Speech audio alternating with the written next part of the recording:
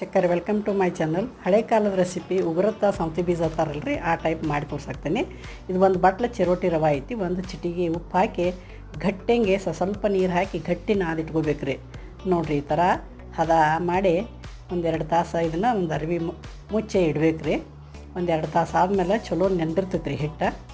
ನೋಡಿ, ಸ್ವಲ್ಪ ತೊಗೊಂಡು ಉಳ್ಳಿ ಮಾಡಿ ಇಟ್ಕೋಬೇಕು ರೀ. ದಿವಸ ಎಲ್ಲ ಮಾಡ್ಕೋತಿರೋದ್ರಿ ಇವನ್ನ. ಹಳೆ ಕಾಲದ ರೆಸಿಪಿ ಇದೆ, ಮೊದಲೆಲ್ಲ ಭಾಳ ಮಾಡ್ತಿದ್ದೀವಿ ನಾವು. ಈಗ ಯಾರು ಮಾಡೋಂಗಿಲ್ಲ, ಇದಕ್ಕೆ ಟೈಮ್ ಭಾಳ ಬೇಕಾಗ್ತೈತೆ ಅಂಥೇಳಿ ಯಾರು ಮಾಡೋದಿಲ್ಲ ರೀ. ಸಣ್ಣ ಹಿಡ್ಕೊಂಡು ಉಗುರತ್ ರೀ, ಇದು ಉಗುರತ್ ಹಿಂಗೆ ಮಾಡೋದು ರೀ. ಖಾಲಿ ಕೂತಾಗ ಮಧ್ಯಾಹ್ನ ಟಿ ವಿ ನೋಡ್ಕೋತ ಇದನ್ನು ಟೈಮ್ ಪಾಸ್ ಮಾಡ್ತಿದ್ದೀವಿ ಮೊದಲೆಲ್ಲ. ಈಗ ಯಾರು ಮಾಡೋದಿಲ್ಲ. ಈಗ ನೋಡ್ರಿ, ಇದು ಸೌತೆ ಬೀಜ ಇದೆ.